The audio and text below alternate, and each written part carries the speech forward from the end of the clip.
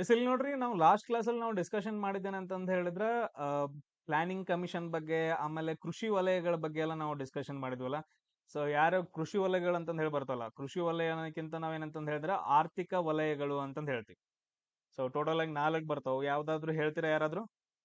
So ಹಂಗೆ ಯಾರಾದ್ರೂ ನಿಮ್ ಫ್ರೆಂಡ್ಸ್ ಗಳು ಜಾಯ್ನ್ ಆಗೋರು ಇದ್ರಿ ಅಂತಂದ್ ಹೇಳಿದ್ರೆ ಅವ್ರಿಗೆ ಹೇಳ್ರಿ, ಎಲ್ರಿಗೂ ಮೆಸೇಜ್ ಮಾಡಕ್ ಹೇಳ್ರಿ ಈ ನಂಬರ್ಗ, ಜಾಯಿನ್ ಆಗಕ್ ಹೇಳ್ರಿ. ಸೊ ನಾನೊಂದ್ ಕೇಳ್ಪಟ್ಟೆ, ಎಲ್ಲೋ ಒಂದ್ ಕಡೆ 12,000 ಕೇಳ್ತಿದಾರಂತ, 15,000 ಕೇಳ್ತಿದಾರಂತ ಕೋಚಿಂಗ್ ಫೀಸ್ ಗಳೆಲ್ಲ. ಸುಮ್ನೆ ಅಷ್ಟೊಂದೆಲ್ಲ ವೇಸ್ಟ್ ಮಾಡಕ್ ಹೋಗ್ಬೇಡ್ರಿ. ಡೈಲಿ ಚಂದ ಹೇಳ್ಕೊಡ್ತೀನಿ. ಅದಾದ ನಂತರ ಮ್ಯಾಥ್ಸ್ ಸೊಲ್ಯೂಷನ್ ನಿಮ್ ಜೊತೆ ಮಾಡ್ಸಂತ.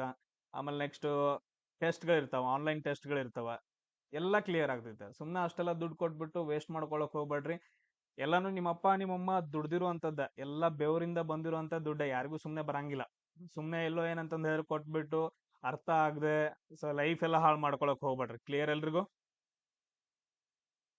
ಎಸ್, ಬಿಡ್ತೀನಿ ಅದನ್ನ. ಥರ್ಡ್ ಟೆಸ್ಟ್ ರಿಸಲ್ಟ್ ಕೂಡ ಬಿಡ್ತೀನಿ. ಇಲ್ಲಿ ನೋಡ್ರಿ, ಸೊ ಆರ್ಥಿಕ ವಲಯಗಳಂತ ಬಂತು ಅಂತಂದ್ ಹೇಳಿದ್ರೆ ನಾವು ಮೊದಲನೇದನ್ನ ನಾವು ಪ್ರೈಮರಿ ವಲಯ ಅಂತಂದ್ ಹೇಳ್ತೀವಿ, ಎರಡನೇದು ದ್ವಿತೀಯ ವಲಯ, ಅದಾದ ನಂತರ ಮೂರನೇ ತೃತೀಯ ವಲಯ, ನಾಲ್ಕನೇದು ಏನಂತಂದ್ ಹೇಳಿದ್ರ ಚತುರ್ಥ ವಲಯ ಅಂತಂದ್ ಹೇಳ್ತೀವಿ. ಇದರಲ್ಲಿ ಪ್ರಾಥಮಿಕ ವಲಯ ಅಥವಾ ಪ್ರೈಮರಿ ಸೆಕ್ಟರ್ ಅಂತಂದ್ ಏನ್ ಹೇಳ್ತೀವಲ್ಲ, ಪ್ರೈಮರಿ ಸೆಕ್ಟರ್ ಅಥವಾ ಇದು ಪ್ರಾಥಮಿಕ ವಲಯ. ಇದ್ರಲ್ಲಿ ಕೃಷಿಗೆ ಸಂಬಂಧಪಟ್ಟಿರೋದು. ನೀವು ಹೊಲದಲ್ಲಿ ಏನೇನ್ ಮಾಡ್ತೀರಿ, ಆಡುಗಳನ್ನ ಸಾಕ್ತೀರಿ, ಅದು ಪ್ರಾಣಿ ಸಾಕಾಣಿಕೆ ಆಗತ್ತ. ಕೋಳಿಗಳನ್ನ ಸಾಕ್ತಿರಿ, ಕೋಳಿ ಸಾಕಾಣಿಕೆ, ಹೈನುಗಾರಿಕೆ, ಅದಾದ ನಂತರ ಅದರಲ್ಲಿ ಪಶು ಸಂಗೋಪನೆನೂ ಬಂತು, ಜೇನು ಸಾಕಾಣಿಕೆ, ಏನೇನ್ ಬರ್ತಾವಲ್ಲ ಎಲ್ಲಾನು ಏನಂತಂದ್ ಹೇಳಿದ್ರೆ ಕೃಷಿ ಜೊತೆಗೆ ಎಲ್ಲಾನು ಪ್ರಾಥಮಿಕ ವಲಯದಲ್ಲಿ ಬರ್ತಾವ. ಇಲ್ಲಿ ಏನಾಗ್ತಾವ, ಎಲ್ಲ ಕಚ್ಚಾ ವಸ್ತುಗಳು ರೆಡಿ ಆಗ್ತಾವ. ಇಲ್ಲಿ ಏನಾಗ್ತಾವ, ಎಲ್ಲಾನು ಏನಂತಂದ್ ಹೇಳಿದ್ರೆ ಕಚ್ಚಾ ವಸ್ತುಗಳು ರೆಡಿ ಆಗ್ತಾವ. ಇವುಗಳನ್ನ ನಾವ್ ಎಲ್ಲಿ ಕಳಿಸ್ಬೇಕು? ದ್ವಿತೀಯ ವಲಯಕ್ಕೆ ಕಳಿಸ್ಬೇಕು. ಇದು ಯಾವ್ದಕ್ ಸಂಬಂಧಪಡತ್ತ ಅಂತಂದ್ ಹೇಳಿದ್ರೆ ಎಲ್ಲಾ ತರಹದ ಕೈಗಾರಿಕೆಗಳು. ಇಲ್ಲೆಲ್ಲ ಕಚ್ಚಾ ವಸ್ತುಗಳು ಹೋಗಿ ಇಲ್ಲಿ ಏನಾಗ್ತಾವ, ಸಿದ್ಧ ವಸ್ತುಗಳಾಗ್ತಾವ. ಇಲ್ಲಿ ನಾವು ಹೇಳ್ತೀವಲ್ಲ, ಈಗ ಸರ್ ನಾವು ಹೊಲದಲ್ಲಿ ಕಬ್ಬನ್ನ ಬೆಳೆದಿರ್ತೀವಿ, ಇದು ಫ್ಯಾಕ್ಟ್ರಿಗೆ ಹೋಗ್ಬೇಕು. ಅದಾದ ನಂತರ ಫ್ಯಾಕ್ಟ್ರಿಯಲ್ಲಿ ರೆಡಿ ಆಗಿರುವಂತಹ ಶುಗರ್ ಮತ್ತೆ ಇತರೆ ವಸ್ತುಗಳೇನಂತಂದ್ ಹೇಳಿದ್ರೆ ಮನೆ ಮನೆಗೆ ಹೋಗ್ಬೇಕು ಅಥವಾ ಬೇರೆ ಮಾರುಕಟ್ಟೆಗೆ ಹೋಗ್ಬೇಕು ಅಂತಂದ್ ಹೇಳಿದ್ರೆ ಏನಾದ್ರೂ ಒಂದು ಟ್ರಾನ್ಸ್ಪೋರ್ಟ್ ಸಿಸ್ಟಮ್ ಬೇಕಲ್ಲ. ಅದೇ ಏನಂತಂದ್ ಹೇಳಿದ್ರೆ ಇದು ಮೂರನೇ ವಲಯ ಬರುತ್ತೆ, ಸೇವಾ ವಲಯ ಅಂತಂದ್ ಹೇಳ್ತೀವಿ. ಎಲ್ಲಾ ತರದ ಬಸ್ಗಳಾಗಿರ್ಬೋದು, ಟ್ರೈನ್ಗಳಾಗಿರ್ಬೋದು, ವಿಮಾನ ಆಗಿರ್ಬೋದು, ಆರೋಗ್ಯ ಕೂಡ ಬರುತ್ತೆ ಇದ್ರಲ್ಲಿ. ತರ್ಸಲಿ ವಲಯದಲ್ಲಿ ಅಂತಂದ್ ಹೇಳಿದ್ರೆ ಆರೋಗ್ಯ, ಶಿಕ್ಷಣ, ಸೇವೆಯನ್ನ ಒದಗಿಸ್ತಲ್ಲ. ಸೊ ಎಲ್ಲಾ ತರದ್ ಏನಂತಂದ್ ಹೇಳಿದ್ರೆ ಸೇವೆಗಳು ಇದ್ರಲ್ಲಿ ಬರ್ತಾವ ಮೂರನೇದಲ್ಲಿ. ಅದಾದ ನಂತರ ನಾಲ್ಕನೇದ್ರಲ್ಲಿ ಏನ್ ಬರುತ್ತೆ ಅಂತಂದ್ ಹೇಳಿದ್ರೆ ಡಿಫೆನ್ಸ್, ಅದಾದ ನಂತರ ರಿಸರ್ಚ್. ಸೊ ಡಿಫೆನ್ಸ್ ಮಿಲಿಟರಿ, ಅದಾದ ನಂತರ ರಿಸರ್ಚ್, ಯಾವ್ದು ಇಸ್ರೋ ಆಗಿರ್ಬೋದು, ಇಂಥವೇನ್ ಬರ್ತಾವಲ್ಲ ರಿಸರ್ಚ್, ಅದೆಲ್ಲ ಏನಂತಂದ್ ಹೇಳಿದ್ರೆ ಲಾಸ್ಟ್ ವಲಯದಲ್ಲಿ, ಚತುರ್ಥ ವಲಯದಲ್ಲಿ ಬರ್ತಾವ. ಇವಾಗ ಎಸ್, ಇಲ್ಲಿ ಏನಂತಂದ್ ಹೇಳಿದ್ರೆ ಈ ವಲಯಗಳನ್ನ ನಾವೆಲ್ಲಾದ್ರೂ ಅಭಿವೃದ್ಧಿ ಮಾಡಿದ್ವಿ ಅಂತಂದ್ ಹೇಳಿದ್ರೆ, ಈ ವಲಯಗಳನ್ನ ನಾವೆಲ್ಲಾದ್ರೂ ಅಭಿವೃದ್ಧಿ ಮಾಡಿದ್ವಿ ಅಂತಂದ್ ಹೇಳಿದ್ರೆ ನಮ್ಮ ದೇಶದ ಆರ್ಥಿಕತೆ ಬೆಳವಣಿಗೆ ಆಗತ್ತಲ್ಲ. ಆರ್ಥಿಕತೆ ಒಳಗಡೆ ಏನಂತಂದ್ ಹೇಳಿದ್ರೆ ಡಿಫ್ರೆಂಟ್ ವಲಯ ಮಾಡ್ಕೊಂಡು ಈ ವಲಯಗಳನ್ನ ನಾವೆಲ್ಲಾದ್ರೂ ಅಭಿವೃದ್ಧಿ ಮಾಡಿದ್ವಿ ಅಂತಂದ್ ಹೇಳಿದ್ರೆ ನಮ್ಮ ಆರ್ಥಿಕತೆ, ನಮ್ ದೇಶದ ಏನಂತಂದ್ ಹೇಳಿದ್ರೆ GDP ಜಾಸ್ತಿ ಆಗತ್ತ. ಅಂದ್ರೆ ನಮ್ ದೇಶದ ಏನಂತಂದ್ ಹೇಳಿದ್ರೆ ದುಡ್ಡು ಜಾಸ್ತಿ ಆಗತ್ತ, ಸಿಂಪಲ್ ಆಗಿ. ಈ ಅಭಿವೃದ್ಧಿಗಳನ್ನ ಮಾಡ್ಬೇಕಂತಂದ್ ಹೇಳಿದ್ರೆ ಗೌರ್ಮೆಂಟ್ ಏನಾದ್ರು ಮಾಡ್ಬೇಕು. ಸೊ ಅವಾಗ ಏನ್ ಮಾಡ್ತಾರ ಅಂತಂದ್ ಹೇಳಿದ್ರೆ 5 ವರ್ಷದ ಅಂದ್ರೆ ಪಂಚವಾರ್ಷಿಕ ಯೋಜನೆಗಳನ್ನ ಜಾರಿಗೆ ತಗೊಂಡ್ ಬರ್ತಾರ. ಏನ್ ಮಾಡ್ತಾರ ಅಂತಂದ್ ಹೇಳಿದ್ರೆ ಪಂಚವಾರ್ಷಿಕ ಯೋಜನೆಗಳನ್ನ ಜಾರಿಗೆ ತಗೊಂಡ್ ಬರ್ತಾರೆ. ಈ ಪಂಚವಾರ್ಷಿಕ ಯೋಜನೆಗಳನ್ನ ಯಾವ ದೇಶದಿಂದ ತಗೊಂತಾರ ಅಂತಂದ್ ಹೇಳಿದ್ರೆ ರಷ್ಯಾ ದೇಶದಿಂದ ಕಾಪಿ ಮಾಡ್ಕೊಂತಾರ. ಎರವಲು ಮಾಡ್ಕೊಂತೀವಿ ಅಂತಂದ್ ಹೇಳ್ತೀವಲ್ಲ, ರಷ್ಯಾ ದೇಶದಿಂದ. ಈ ಪಂಚವಾರ್ಷಿಕ ಯೋಜನೆಗಳು ಏನಂತಂದ್ ಹೇಳಿದ್ರೆ 5 ವರ್ಷದ್ದು. ಸೊ 5 ವರ್ಷದವರೆಗೂ ಏನಂತಂದ್ ಹೇಳಿದ್ರೆ ಅದು ಅಭಿವೃದ್ಧಿ ಆಗ್ತಾನೆ ಇರಬೇಕು, ಒಂದು ಯೋಜನೆ ಜಾರಿಗೆ ತಗೊಂಬಂದ್ರ ಅಂತಂದ್ ಹೇಳಿದ್ರೆ. ಸೊ ಇಲ್ಲಿವರೆಗೂ ಏನಂತಂದ್ ಹೇಳಿದ್ರೆ ಟೋಟಲ್ ಆಗಿ 12 ಪಂಚವಾರ್ಷಿಕ ಯೋಜನೆಗಳನ್ನ ಮಾಡಿದ್ದಾರೆ. ಇವುಗಳನ್ನ ಮೇಂಟೈನ್ ಮಾಡಕಂತಂದ್ ಹೇಳಿ ಏನಾದ್ರು ಒಂದ್ ಬೇಕಲ್ಲ ಆರ್ಗನೈಸೇಷನ್. ಹೆಂಗ್ ಡೈರೆಕ್ಟ್ ಗೌರ್ಮೆಂಟ್ ಮಾಡಕ್ ಆಯ್ತಾನ? ಇಲ್ಲ, ಇದನ್ನ ಮೇಂಟೈನ್ ಮಾಡಕಂತಂದ್ ಹೇಳಿ ಒಂದು ಆರ್ಗನೈಸೇಷನ್ ಬರೈತೆ. ಅದನ್ನ ನಾವೇನಂತ ಕರಿತೀವಿ ಅಂದ್ರೆ ಪ್ಲಾನಿಂಗ್ ಕಮಿಷನ್ ಅಂತ ಕರಿತೀವಿ. ಏನಂತ ಕರಿತೀವಿ? ಪ್ಲಾನಿಂಗ್ ಕಮಿಷನ್ ಅಥವಾ ರಾಷ್ಟ್ರೀಯ ಆಯೋಗ.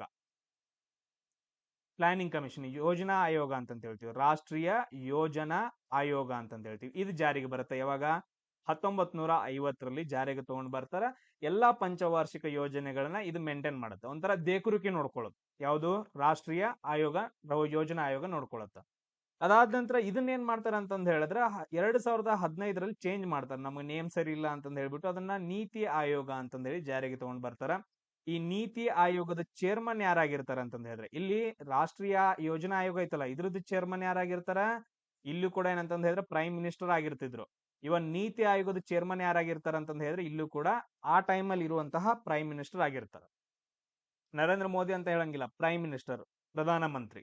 ಸೊ ನೀತಿ ಆಯೋಗದ ಚೇರ್ಮನ್ ಯಾರಂತಂದ್ ಹೇಳಿದ್ರ ಪ್ರಧಾನಮಂತ್ರಿ ಅವರಾಗಿರ್ತಾರೆ. ಇಷ್ಟೆಲ್ಲ ಆಗೋಯ್ತು.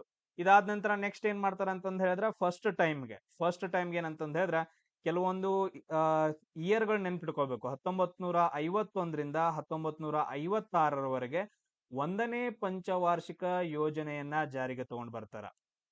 ಸೊ 1951ರಿಂದ 56ರವರೆಗೂ 1ನೇ ಪಂಚವಾರ್ಷಿಕ ಯೋಜನೆಯನ್ನ ಜಾರಿಗೆ ತಗೊಂಡ್ ಬರ್ತಾರ. ಆ ಟೈಮಲ್ಲಿ ತುಂಬಾ ಬಡತನ ಇರುತ್ತೆ. ನಾನು ಆಲ್ರೆಡಿ ಲಾಸ್ಟ್ ಕ್ಲಾಸ್ ಹೇಳಿದ್ದೆ. ಸೊ ಅದಕ್ಕೋಸ್ಕರ ಕೃಷಿಯಲ್ಲಿ ಬೆಳವಣಿಗೆ ಮಾಡೋಣ. ಕೃಷಿ ಮತ್ತು ಕೃಷಿ ಬೆಳವಣಿಗೆ ಆಗ್ಬೇಕಂತಂದ್ ಹೇಳಿದ್ರೆ ಹಂಗಾಗತ್ತೇನ, ನೀರಾವರಿ ಕೂಡ ಆಗ್ಬೇಕು. ಅಂದ್ರೆ ನದಿಗಳಿಗೆ ಡ್ಯಾಮ್ಸ್ ಗಳನ್ನ ಕಟ್ಟಬೇಕು, ನದಿ ನೀರನ್ನ ಸ್ಟೋರ್ ಮಾಡ್ಬೇಕು, ಕಾಲುವೆಗಳನ್ನ ನಿರ್ಮಾಣ ಮಾಡ್ಬೇಕು. ಇದೆಲ್ಲ ಏನಂತಂದ್ ಹೇಳಿದ್ರೆ 1ನೇ ಪಂಚವಾರ್ಷಿಕ ಯೋಜನೆಯಲ್ಲಿ ನಡೀತೈತೆ. ಇದು ಯಾವ್ದಕ್ ಸಂಬಂಧಪಡುತ್ತಂತ ಕೇಳಿದ್ರು ಅಂತಂದ್ ಹೇಳಿದ್ರೆ ಕೃಷಿ ಮತ್ತು ನೀರಾವರಿ ಅಂತಂದ್ ಹೇಳ್ಬೇಕು. ಕ್ವಶನ್ ಬರುತ್ತೆ ಡೈರೆಕ್ಟ್ ಆಗಿ. ಅದಾದ ನಂತರ ಈ ಪ್ಲಾನಿಂಗ್ ಒಬ್ರು ಹೇಳಿರ್ತಾರ.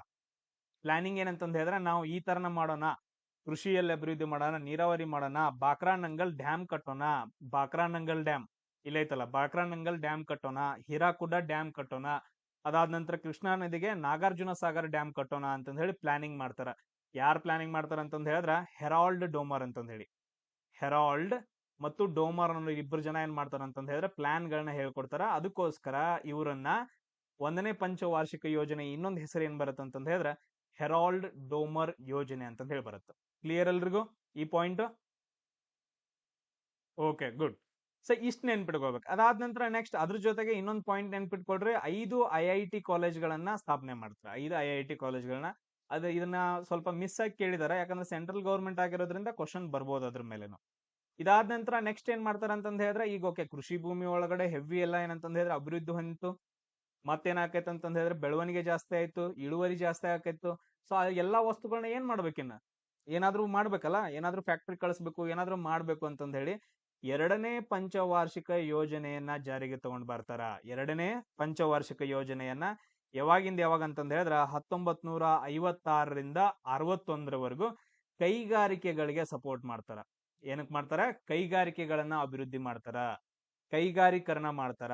ಇದು ಮೇನ್ ಇಂಪಾರ್ಟೆಂಟ್ 2ನೇ ಪಂಚವಾರ್ಷಿಕ ಯೋಜನೆ. ಸೊ ಇದನ್ನ ಪ್ಲಾನಿಂಗ್ ಕೊಟ್ಟಾರ ಯಾರಂತಂದ್ ಹೇಳಿದ್ರೆ PC ಮೆಹಲ್ ನೋಬಿಸ್ ಅಂತ ಕರಿತೀವಿ. ಯಾರು? PC ಮೆಹಲ್ ನೋಬಿಸ್ ಅನ್ನೋ ವ್ಯಕ್ತಿ. ಸೊ ಅದಕ್ಕೋಸ್ಕರ 2ನೇ ಪಂಚವಾರ್ಷಿಕ ಯೋಜನೆಯನ್ನ ನಾವು ಏನಂತ ಕರಿತೀವಿ ಅಂದ್ರ PC ಮೆಹಲ್ ನೋಬಿಸ್ ಯೋಜನೆ ಅಂತಾನು ಕೂಡ ಕರಿತೀವಿ. ಇದು ಎಲ್ರಿಗೂ ಕ್ಲಿಯರ್ ಆಯ್ತಾ ಇವೆರಡು? ಸೊ ಎಲ್ಲಾ ಕ್ವಶನ್ಸ್ ಗಳು ಏನ್ ನಾನು ಬೋರ್ಡ್ ಮೇಲೆ ಬರ್ದಲ್ಲ ಇವಾಗ, ಈಗೇನ್ ನಿಮ್ಗೆ ಕಾಣಿಸತ್ತವಲ್ಲ ಈ ಪಾಯಿಂಟ್ಸ್ ಗಳ ಮೇಲೆನೆ ಕ್ವಶನ್ಸ್ ಗಳು ಬರ್ತಾವ. ಆಮೇಲೆ ನಾನು ಕ್ಲಾಸ್ ಮಾಡುವಾಗ ನಾನು ಯಾವ್ದಾದ್ರು ಒಂದು ವರ್ಡ್ ಬರ್ದ್ನಿ ಅಂತಂದ್ ಹೇಳಿದ್ರೆ ಆ ವರ್ಡ್ ಆಲ್ರೆಡಿ ಕೇಳಿರ್ತಾರ ಕ್ವಶನ್ ಅಲ್ಲಿ, ಅಥವಾ ನೆಕ್ಸ್ಟ್ ಕೇಳ್ಬಹುದಂತದ್ದು ಆಗಿರುತ್ತೆ. ಅದನ್ನ ಬಿಟ್ಟು ನಾನು ಉದ್ರಿ ಯಾವ್ದು ಬರೆಯಂಗಿಲ್ಲ. ಕ್ಲಿಯರ್ ಎಲ್ರಿಗೂ? ಉಳಿದದ್ದೆಲ್ಲ ನಾನು ಹೇಳ್ಕೊಡ್ತೇನೆ. ಮೇನ್ ವರ್ಡ್ಸ್ ಗಳು ಏನಿರ್ತಾವಲ್ಲ ಅವೆಲ್ಲ ಎಕ್ಸಾಮ್ ಸಂಬಂಧಪಟ್ಟಿದ್ದು. 2ನೇ ಪಂಚವಾರ್ಷಿಕ ಯೋಜನೆ ಆಯ್ತು. ಅದಾದ ನಂತರ 3ನೇ ಪಂಚವಾರ್ಷಿಕ ಯೋಜನೆ ಕೂಡ ಇಂಪಾರ್ಟೆಂಟ್ ಆಗತ್ತೆ. 3ನೇ ಪಂಚವಾರ್ಷಿಕ ಯೋಜನೆ 1961ರಿಂದ ಹಿಡ್ಕೊಂಡು 66ರವರೆಗೂ. 1961ರಿಂದ ಹಿಡ್ಕೊಂಡು 1966ರವರೆಗೂ 3ನೇ ಪಂಚವಾರ್ಷಿಕ ಯೋಜನೆ ಜಾರಿಗೆ ಬರುತ್ತೆ. ಇದ್ರಲ್ಲೂ ಕೂಡ ಏನಂತಂದ್ ಹೇಳಿದ್ರೆ ಕೃಷಿಗೆ ಸಂಬಂಧಪಡುತ್ತೆ. ಕೆಲವೊಂದು ಥಿಂಗ್ಸ್ ಗಳು ಏನಂತಂದ್ ಹೇಳಿದ್ರೆ ಕೃಷಿಗೆ ಸಂಬಂಧಪಡ್ತಾವ. ಬಟ್ ಆದ್ರೆ ಈ ಟೈಮಲ್ಲಿ ಏನಾಗತ್ತಂದ್ರ ತುಂಬಾ ಹದಗೆಡತ್ತ ನಮ್ಮ ಭಾರತದ ಆರ್ಥಿಕ ವಲಯ. ಯಾಕಂದ್ರ 1962ರಲ್ಲಿ ಚೀನಾ ವಾರ್ ನಡೆಯುತ್ತೆ. 1962ರಲ್ಲಿ ಏನಾಗತ್ತಂದ್ರ ಚೀನಾ ವಾರ್ ನಡೀತೈತಿ. ಇಂಡೋ ಚೀನಾದವ್ರು ಏನ್ ಮಾಡ್ತಾರ ಅಂತಂದ್ ಹೇಳಿದ್ರೆ ಇಂಡಿಯಾ ಮೇಲೆ ದಾಳಿ ಮಾಡ್ತಾರ, ಈ ಪ್ಲೇಸ್ ಅಲ್ಲಿ ಮತ್ತೆ ಈ ಪ್ಲೇಸ್ ಅಲ್ಲಿ 1962ರಲ್ಲಿ. ಸೊ ಅದಕ್ಕೋಸ್ಕರ ಏನಂತಂದ್ ಹೇಳಿದ್ರೆ ಒಂದ್ ಸ್ವಲ್ಪ ಅದ್ರದ್ದು ಬೆಳವಣಿಗೆ ಕಮ್ಮಿ ಆಗತ್ತೆ. ಇದಾದ ತಕ್ಷಣ ಸುಮ್ನೆ ಇರ್ತಾರ ಪಾಕಿಸ್ತಾನದವ್ರು. ಅವರು ಕೂಡ ಏನಂತಂದ್ ಹೇಳಿದ್ರೆ 1965ರಲ್ಲಿ ಇನ್ನೊಂದು ಯುದ್ಧ ಮಾಡ್ತಾರ, ಪಾಕ್ ವಾರ್ ಅಂತಂದ್ ಹೇಳ್ತೀವಿ. ಇಂಡಿಯಾ ಪಾಕ್ ವಾರ್ 1965ರಾಗ. ಸೊ ಈ ಕಡೆಯಿಂದ ಏನಂತಂದ್ ಹೇಳಿದ್ರೆ ದಾಳಿ ಮಾಡ್ತಾರೆ. ಈ 2 ಯುದ್ಧಗಳಿಂದ ನಮ್ಮ ಆರ್ಥಿಕ ಪರಿಸ್ಥಿತಿ ತುಂಬಾ ಕುಸಿತೈತೆ.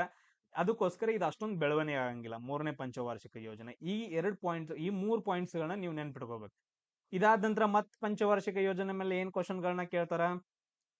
ಇನ್ನೂ ತುಂಬಾ ಇದಾವ ಪಾಯಿಂಟ್ಗಳು. ಆಯಾ ಪಾಯಿಂಟ್ಗಳು ಬಂದಾಗ ಹೇಳ್ತೇನೆ. ಬಟ್ ಆದ್ರೆ ಇವಾಗ ಹೇಳ್ತೀನಿ. ಯಾರೋ ಲಾಸ್ಟ್ ಕ್ಲಾಸ್ ಅಲ್ಲಿ ಹೇಳ್ತಾ ಇದ್ರು ಸರ್ ಬ್ಯಾಂಕುಗಳ ರಾಷ್ಟ್ರೀಕರಣ ಅಂತಂದ್ ಹೇಳಿ. ನಮ್ಮಲ್ಲಿ ಏನಂತಂದ್ ಹೇಳಿದ್ರೆ ತುಂಬಾ ಬ್ಯಾಂಕುಗಳಿದ್ವು. ಬಟ್ ಆದ್ರೆ ಅವೆಲ್ಲ ರಾಷ್ಟ್ರೀಕರಣ ಆಗಿರ್ಲಿಲ್ಲ. ನ್ಯಾಷನಲೈಸೇಷನ್ ಅಂತಂದ್ ಹೇಳ್ತೀವಲ್ಲ, ನ್ಯಾಷನಲೈಸೇಷನ್ ಅಂದ್ರೆ ಅವನ್ನ ಗೌರ್ಮೆಂಟ್ ವತಿಯಿಂದ ಇದು ಮಾಡ್ಕೊಳ್ಳೋದು, ಗೌರ್ಮೆಂಟ್ ಗೆ ರಿಲೇಟೆಡ್ ಮಾಡ್ಕೊಳ್ಳೋದು ನ್ಯಾಷನಲೈಸೇಷನ್ ಅಥವಾ ರಾಷ್ಟ್ರೀಕರಣ ಅಂತಂದ್ ಹೇಳ್ತೀವಿ. ಇದು ಯಾವಾಗ ಆಗತ್ತೆ ಅಂತಂದ್ ಹೇಳಿದ್ರೆ 4ನೇ ಪಂಚವಾರ್ಷಿಕ ಯೋಜನೆಯಲ್ಲಿ ಆಗುತ್ತೆ. ಸೊ ಬ್ಯಾಂಕುಗಳದ ಏನಂತಂದ್ ಹೇಳಿದ್ರೆ ರಾಷ್ಟ್ರೀಕರಣ ಆಗತ್ತ 4ನೇ ಪಂಚವಾರ್ಷಿಕ ಯೋಜನೆಯಲ್ಲಿ. ಟೋಟಲ್ ಆಗಿ 1969ರಲ್ಲಿ 14 ಬ್ಯಾಂಕುಗಳ ರಾಷ್ಟ್ರೀಕರಣ ಆಗತ್ತ. ಕ್ಲಿಯರ್ ಎಲ್ರಿಗೂ? 1969ರಲ್ಲಿ ಟೋಟಲ್ ಆಗಿ ಎಷ್ಟು ಅಂತಂದ್ ಹೇಳಿದ್ರ 14 ಬ್ಯಾಂಕ್ಗಳು ರಾಷ್ಟ್ರೀಕರಣ ಆಗತ್ತೆ. ಈ ಕ್ವಶನ್ ಬಹಳ ಇಂಪಾರ್ಟೆಂಟ್, ಬಹಳ ಸರಿ ಕೇಳಿದಾರೆ. ಅದಾದ ನಂತರ ಸರ್ ಮತ್ತೆ ಏನಂತಂದ್ ಹೇಳಿದ್ರೆ ಇನ್ನೊಂದ್ಸರಿ ರಾಷ್ಟ್ರೀಕರಣ ಮಾಡ್ತಾರೆ. ಯಾವಾಗ ಅಂತಂದ್ ಹೇಳಿದ್ರ 1980ರಲ್ಲಿ 1980ರಲ್ಲಿ ಇದು ಯಾವ ಪಂಚವಾರ್ಷಿಕ ಯೋಜನೆ ಅಂತ ಬೇಡ, ಜಸ್ಟ್ ನೆನ್ಪಿಟ್ಕೊಟ್ರೆ 1980ರಲ್ಲಿ ಮತ್ತೆ ಏನಂತಂದ್ ಹೇಳಿದ್ರೆ 6 ಬ್ಯಾಂಕುಗಳ ರಾಷ್ಟ್ರೀಕರಣ ಮಾಡ್ತಾರೆ. ಈ ಎಲ್ಲಾ ಪಾಯಿಂಟ್ಸ್ ಗಳು ನಿಮ್ಗೆ ಅರ್ಥ ಆದ್ವಾ? ಡೈರೆಕ್ಟ್ ಕ್ವಶನ್ಸ್ ಗಳು ಬರ್ತಾವ. ಡೈರೆಕ್ಟ್ ರಾಷ್ಟ್ರೀಕರಣ ಅಂದ್ರೆ ಏನ್ರಿ ಸರ್? ಗೌರ್ಮೆಂಟ್ ಗೆ ಸೇರ್ಸೋದ್ರಿ, ಗೌರ್ಮೆಂಟ್ ವತಿಯಿಂದ ಮಾಡ್ಕೊಳ್ಳೋದಂತಂದೇಳಿ. ಕ್ಲಿಯರ್? ಕುಟುಂಬ ಯೋಜನೆ ಏನಂತಂದ್ ಹೇಳಿದ್ರೆ 1952ರಲ್ಲಿ ಜಾರಿಗೆ ತಗೊಂಡ್ಬರ್ತಾರ. 1952ರಲ್ಲಿ ಯಾಕಂತಂದ್ ಹೇಳಿದ್ರೆ ನಮ್ ಪಾಪ್ಯುಲೇಷನ್ ಬಾಳ ಹಿಡಿತೈತಿ. ಹೆಂಗಂತಂದ್ ಹೇಳಿದ್ರ ಮನಿಗೆ ಏನಂತಂದ್ ಹೇಳಿದ್ರೆ 5 6 ಜನರನ್ನ ಹಿಡಿಯಾಕ್ ಸ್ಟಾರ್ಟ್ ಮಾಡ್ತಾರೆ ಎಲ್ಲರೂ ನಮ್ ಇಂಡಿಯಾದಾಗ. ಸೊ ಹಿಂಗಾದ್ರೆ ನಮ್ ಭಾರತ ದೇಶ ಜನಸಂಖ್ಯೆ ಬಾಳ ಹೋಗತ್ತಂತಂದ್ ಹೇಳಿ 1952ರಲ್ಲಿ ಒಂದು ಯೋಜನೆಯನ್ನ ಜಾರಿಗೆ ತಗೊಂಡ್ ಬರ್ತಾರ. ಅದೇನಂತಂದ್ ಹೇಳಿದ್ರೆ ಕುಟುಂಬ ಯೋಜನೆ ಅಂತಂದ್ ಹೇಳ್ತೀವಿ. ಇದ್ರ ಅಂಡರ್ ಬರ್ತಾವ ನೋಡ್ರಿ ಯಾವ ಸ್ಲೋಗನ್ಗಳು ನಿಮ್ಗೂ ಗೊತ್ತು. ಊರಿಗೊಂದ ವನ ಒಬ್ನೇ ಮಗ ಅಂತಂದ್ ಹೇಳಿ ಏನೇನೋ ಬರ್ತಾವಲ್ಲ ಕುಟುಂಬ ಯೋಜನೆ ಅಂಡರ್. ಮನೆಗೊಂದು ಮಗು ಊರಿಗೊಂದು ವನ ಅಂತಂದ್ ಹೇಳಿ ಹಿಂಗ್ ಬರ್ತಾವಲ್ಲ, ಒಂದೇ ಮಗ ಇರಬೇಕು 2 ಮಗ ಇರಬೇಕು ಅಂತಂದ್ ಹೇಳಿ ಈ ಯೋಜನೆ ಅಂಡರ್ ಬರ್ತಾವ. ಜಸ್ಟ್ ಒಂದ್ ನೆನ್ಪಿಟ್ಕೊಳ್ರಿ, ಯಾರೋ ಒಂದ್ ಪಾಯಿಂಟ್ ಹೇಳಿದ್ರು, ಸೊ ಅದಕ್ಕೋಸ್ಕರ. ಸೊ ಈ ಪಂಚವಾರ್ಷಿಕ ಯೋಜನೆಗಳು ಏನ್ ಮಾಡ್ತಾವ ಅಂತಂದ್ ಹೇಳಿದ್ರೆ ನಮ್ಮ ಭಾರತ ದೇಶದ ಆರ್ಥಿಕತೆಯನ್ನ ತುಂಬಾ ಚೇಂಜಸ್ ಮಾಡಿಬಿಡ್ತಾವ. ಈ ಪಾಯಿಂಟ್ ಅನ್ನ ನೆನ್ಪಿಟ್ಕೋಬೇಕು. ಅದಾದ ನಂತರ ಇಷ್ಟು ನೆನ್ಪಿಟ್ಕೊಳ್ರಿ. ಉಳ್ದಿದ್ನ ಏನಂತಂದ್ಲ ನೆಕ್ಸ್ಟ್ 5, 6, 7 ಏನ್ ಬರ್ತಾವಲ್ಲ ಅವುಗಳನ್ನ ನಾನು ನೆಕ್ಸ್ಟ್ ಮತ್ತೆ ಯಾವಾಗ ಟಾಪಿಕ್ಸ್ ಗಳು ಬರ್ತಾವ ಆ ಟೈಮಲ್ಲಿ ನಾನು ನಿಮ್ಗೆ ಅವುಗಳನ್ನ ಹೇಳ್ಕೊಡ್ತೇನೆ. ಇಷ್ಟರಲ್ಲಿ ಏನಾದ್ರೂ ಕ್ವಶನ್ಸ್ ಗಳಿದಾವ? ಡೈರೆಕ್ಟ್ ಕ್ವಶನ್ಸ್ ಗಳು, ಡೈರೆಕ್ಟ್ ಮಾಹಿತಿ. Any questions? ತುಂಬಾ ಈಸಿ, ಅದ್ರಲ್ಲಿ ಏನ್ ಎಕ್ಸ್ಪ್ಲನೇಷನ್ ಜಾಸ್ತಿ ಇರಂಗಿಲ್ಲ, ಬಟ್ ಅದ್ರ ಎಲ್ಲ ನೀವು ಆನ್ಸರ್ಗಳನ್ನ ಹೇಳ್ಕೊಂತ ಹೋಗ್ಬೇಕು.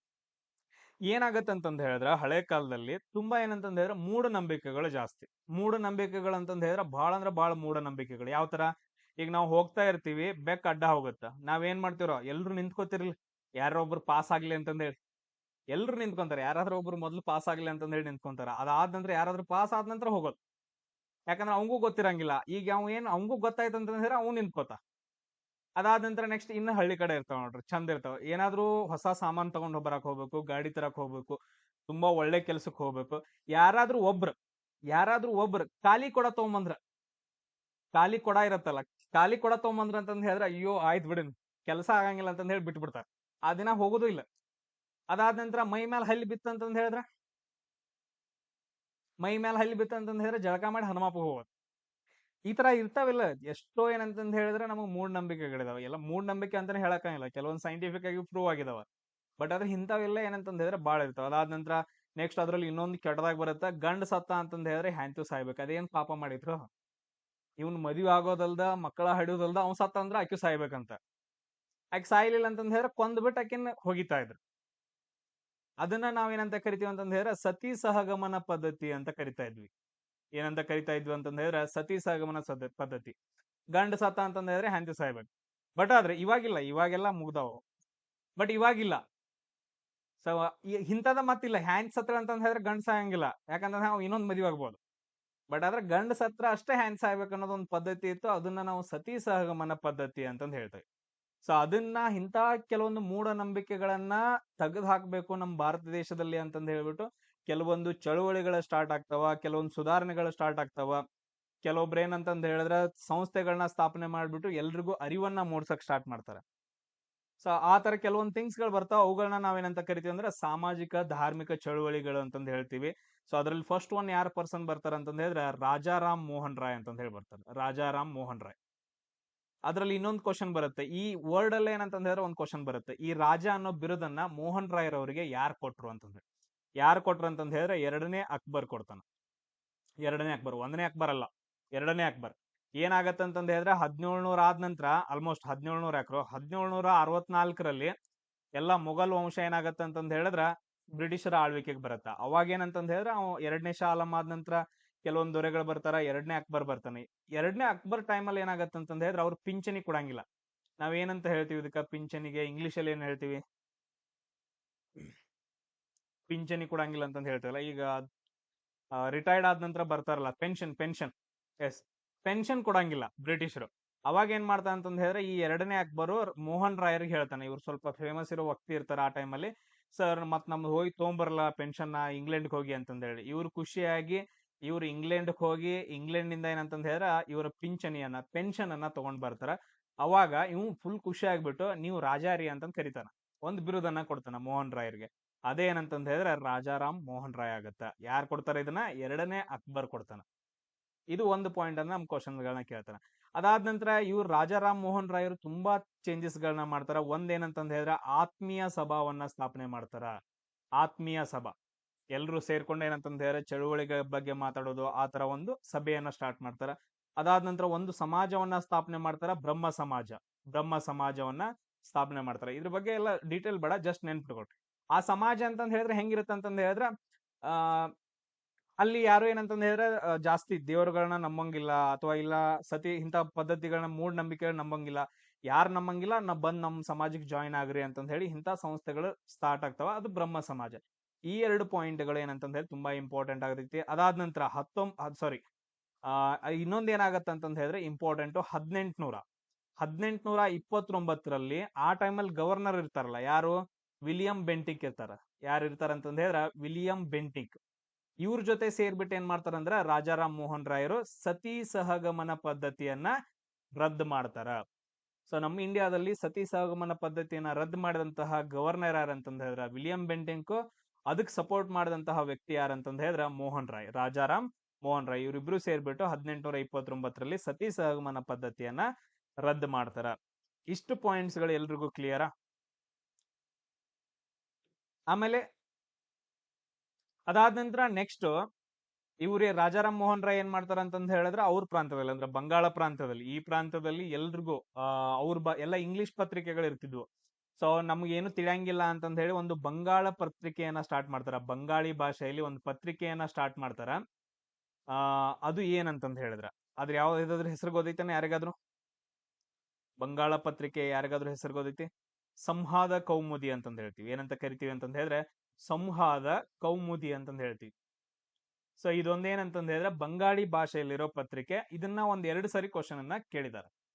ಈಗ ನೋಡ್ರಿ, ಇವಾಗ ನಾನು ಹೇಳೋ ಕ್ಲಾಸಸ್ ಗಳು ಎಷ್ಟು ಇಂಪಾರ್ಟೆಂಟ್ ಅಂತಂದ್ ಹೇಳಿದ್ರೆ ಸ್ಟೇಟ್ ಗವರ್ಮೆಂಟ್ ಅಲ್ಲಿ PC ಗಾಗಿರ್ಬೋದು, SSC ಎಕ್ಸಾಮ್ಸ್ ಗಳಾಗಿರ್ಬೋದು, ಅದಾದ ನಂತರ ಆಲ್ ಮಿಲಿಟರಿ ಎಕ್ಸಾಮ್ಸ್ ಗಳಿಗೆ ಯೂಸ್ ಆಗುವಂಗ್ ಡೀಟೇಲ್ ಆಗಿ ಹೇಳಕತ್ತ.